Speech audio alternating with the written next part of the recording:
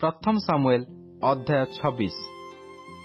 अनंतर साफी माने गिबिया को साउलंक कतिकी आसी कहिले, दाऊद कौन मरुभूमि सम्मुखस्थ हकिला पर्वत रे आपना को लुचाई नहीं।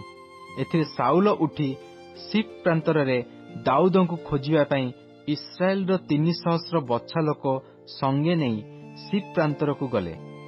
पुणी साउल पथ पार्श्व मरुभूमि सम्मुखस्थ हकिला पर्वत रे छाउणी स्थापन कले। मात्र दाऊद प्रांतर रे बास करुथुले।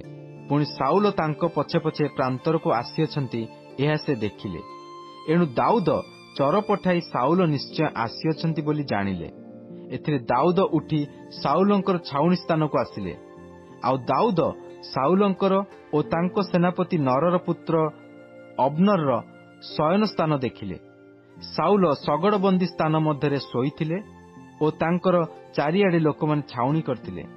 एथिरे दाऊद हित्य अहिमेलक को ओ सरुयार पुत्र जोयाबर भ्राता अभिषय को उत्तर देई कहिले, मो संगरे छाउणी की साउलंक निकट को किए जीव? तहिरे अभिषय कहिला, मु तुम संगे जीवी। तो रात्रि बेले दाऊद और अभिषय लोक मानक निकट को गले। आउ देख, साउल सगड़बंदी स्थान मध्य शयन करी निद्रित होइछंती। तांकर बर्छा तांकर मस्तक पाखरे भूमि रे मरा होइछि। पुणी अब्नर ओ लोक माने तांकर चारिआडे शोइछंती। सेतबेले अभिषय दाऊद को कहिला, परमेश्वर आज आपणक शत्रु को आपणक हस्तरे समर्पण करिछंती। एणु एबे एही वर्षारे ताहाको आघात करी एकाथरके भूमि रे विद्ध करियाकु मते अनुमति देउंतु। मु ताहाको दुई थर आघात करिवि नाही। एथिरे दाऊद अभिषय को कहिले, तांकु विनाश कर नाही, कारण सदाप्रभुको अभिषिक्तर प्रतिकूल रे किए हस्त विस्तार करी निर्दोष होई पारे। आउरी दाऊद कहिले, सदाप्रभु जीवत थिबा प्रमाणे सदाप्रभु तांको आघात करिवे। अबा तांकर मरण दिन उपस्थित हेबो, केबा से युद्ध को जाई विनष्ट हेबे।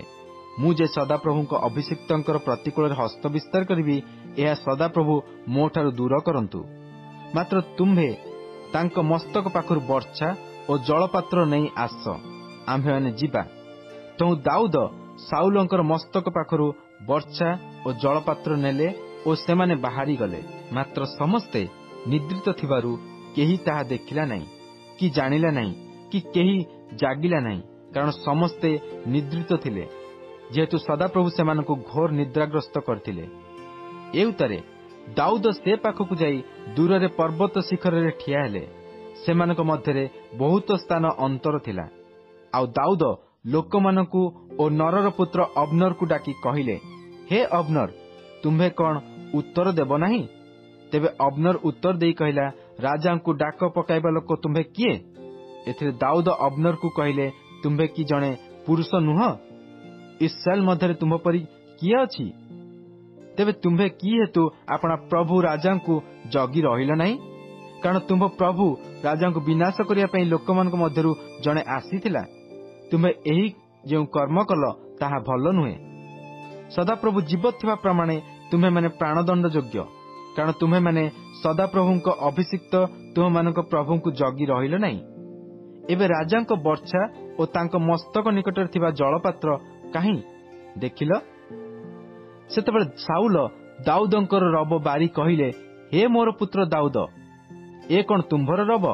तहिरे दाऊद कहिले, मोहर रब, मोहर प्रभु महाराज। आहुरी से कहिले, मोर प्रभु आपना दास पछे पछे काहेकि गोड़ाई अछंती? मु कौन करिअछि? अबा मो हातरे केउ मंदता अछि? एहेतु एबे मोर प्रभु महाराज आपना दास कथा सुनंतु। जेबे सदाप्रभु आपनको मोहर प्रतिकूल रे प्रवर्ताई थांती, तेबे से उपहार ग्रहण करंतु। मात्र जेबे मनुष्य संतान माने ताहा करिथांती, तेबे से माने सदाप्रभुको सम्मुखरे शापग्रस्त हेउंतु। कारण मु जेपरि सदाप्रभुको अधिकार रे संलग्न होई न रहिबी, एथिपई से माने आजी मते तड़ी देई कहियछंती, जाओ अन्य देवगणर सेवा कर। एहेतु एबे सदाप्रभुको छामुरु दूर रे मोहर रक्त भूमि रे पतित न हेउ। कारण जेपरि केही पर्वत रे तितिरी पक्षी पछे मृगया करे, सेपरि इस्राएल राजा गोटे पशुर अन्वेषण रे बाहर होई आसीअछंती। एथिरे साउल कहिले, मु पाप कली, हे मोहर पुत्र दाऊद, फेरी आस। मु तुमको ଆଉ ହିଂସା କରିବି ନାହିଁ, କାରଣ ଆଜି ମୋର ପ୍ରାଣ ତୁମ୍ଭ ଦୃଷ୍ଟିରେ ବହୁମୂଲ୍ୟ ହେଲା। ଦେଖ, ମୁଁ ମୂର୍ଖତାର କର୍ମ କରିଅଛି ଓ ଅତିଶୟ ଭ୍ରାନ୍ତ ହୋଇଅଛି।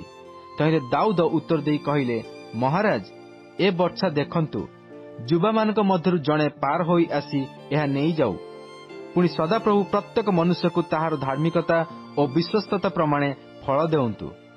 ସଦାପ୍ରଭୁ ଆଜି ଆପଣଙ୍କୁ ମୋହର ହସ୍ତରେ ସମର୍ପଣ କଲେ ହେଁ ମୁଁ ସଦାପ୍ରଭୁଙ୍କ ଅଭିଷିକ୍ତଙ୍କର ପ୍ରତିକୂଳରେ ହସ୍ତ ବିସ୍ତାର କରିବାକୁ ଇଚ୍ଛା କଲି ନାହିଁ।